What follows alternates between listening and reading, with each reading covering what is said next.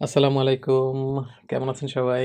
আপনাদের সবাইকে LaTeX tutorial সিরিজের দ্বিতীয় ভিডিওতে স্বাগতম। আজকে আমরা শিখব ডকুমেন্টের সাইজ অ্যান্ড পেজ মার্জিন কিভাবে সেট করতে হয়। চলুন তাহলে শুরু করা যাক। আ আপনারা যারা LaTeX ইনস্টলেশন শিখতে চান, তারা LaTeX টিউটোরিয়াল সিরিজের আমার ১ম যে ভিডিওটা ওটা দেখে আসবেন। উম আ আর আপনাদের কোনো প্রশ্ন থাকলে আপনারা কমেন্টে অবশ্যই প্রশ্নগুলো করবেন। ইনশাআল্লাহ আমি রিপ্লাই করব। নিউ ডকুমেন্ট ক্রিয়েট করতে হলে আমাদের ফাইলে যেতে হবে। নিউতে ক্লিক করলে আমাদের নিউ ডকুমেন্ট স্টার্ট হয়ে যাবে। আমাদের প্রথম command document class backslash document class tab চাপ দিলে এটা অটোমেটিকলি চলে আসবে। এরপরে ফন্ট সাইজ থার্ড ব্র্যাকেটের মধ্যে পিটি, এরপরে আমাদের ডকুমেন্ট টাইপ আর্টিকেল। আমি ডকুমেন্ট ক্লাসে অন্য আরও কী টাইপ ডকুমেন্ট সেট করা যায়, লাইক আর্টিকেল আছে, তারপর রিজিউমি আছে, তারপর আপনারা কীভাবে স্লাইড বানাইতে পারবেন, এগুলো আমরা নিয়ে ডিটেল আরেকটা পরের ভিডিওতে আলোচনা করব। এই ভিডিওটা অনলি মার্জিন এবং পেজ সাইজের উপরই থাক। নেক্সট আপনি ডকুমেন্ট শুরু করবেন, ব্যাকস্ল্যাশ বিগিন ডকুমেন্ট। ট্যাব দেওয়ার সাথে সাথে আমাকে in document already LaTeX set করে দিয়েছে। তো in between begin and end আমাদের ডকুমেন্টের যা কিছু আছে আমাদের সব কিছু আমরা এর মধ্যে লিখব। এখানে প্রথমেই বলে রাখি, এখানে দুইটা সেকশন আমাদের সবসময় মনে রাখতে হবে। বিগিন অ্যান্ড এন্ড এটা একটা সেকশন, আর এর উপরে যে আরেকটা সেকশন আছে যেটা ডকুমেন্ট ক্লাসের পর থেকে বিগিন ডকুমেন্টের মাঝামাঝি জায়গা, এই স্পেসটাকে আমরা বলবো প্রিএম্বল। এখানে আমরা বিভিন্ন রকমের প্যাকেজ কল করব।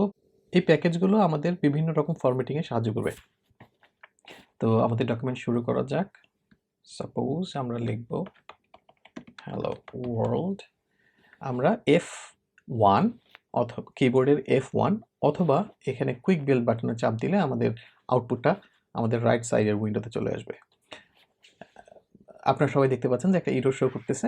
এটার মেইন কারণ হচ্ছে আমরা ডকুমেন্টটা সেভ করি নাই। এটা এই জন্যই আমি আগে সেভ করি নাই, আপনাদের দেখানোর জন্য যে একটা ডকুমেন্ট যখন আমরা ওপেন করব তখন ওপেন করার পরে এটাকে আমাকে অবশ্যই সেভ করে নিতে হবে, আর না হলে আমাকে কখনোই এখানে আমাদের রাইট উইন্ডোতে আউটপুটটা শো করবে না।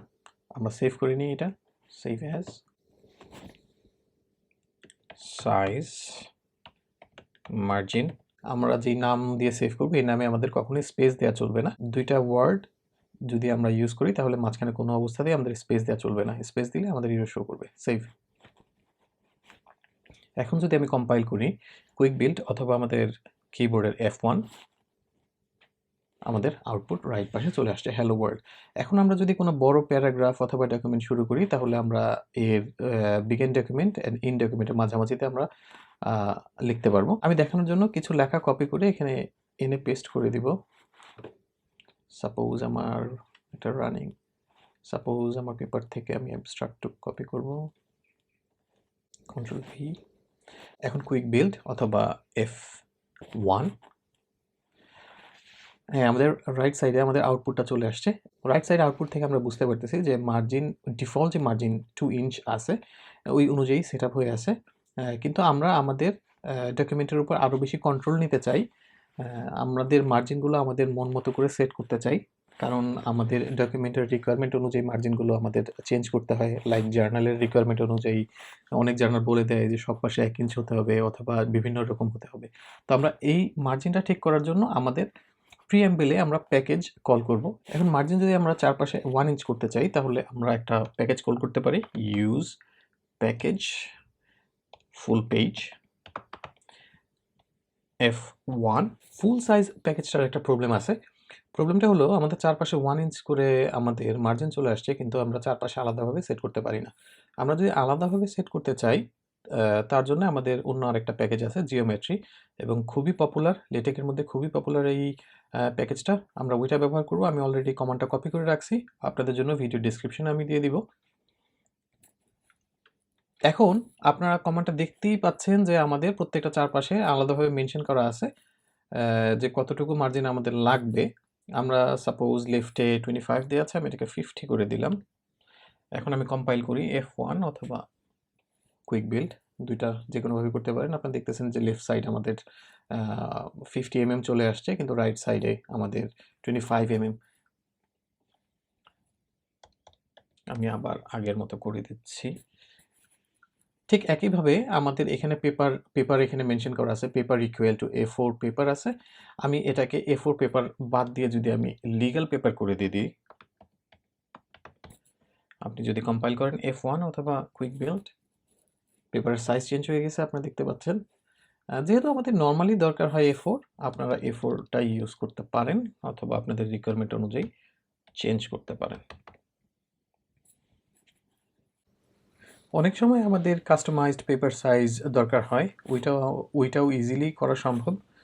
লাইক এখানে আমি যদি paper with equal to suppose 8 inch, paper height equal to suppose 5 inch করে দিই, এরপরে আমরা F1, পেপারের সাইজ চেঞ্জ হয়ে গেছে। সো ঠিক এইভাবে আমরা যদি কাস্টমাইজ পেপার সাইজ চাই, ওইটা আমাদের এখানে পেপারের মার্জিনের পরে paper height and paper with যদি আমরা আলাদাভাবে মেনশন করে দিই, ওইভাবেও আমাদের পেপার সাইজটা কাস্টমাইজ করা সম্ভব। আমরা এখানে পেপার ইকুয়াল টু A4 পেপারে ফিরে যাই।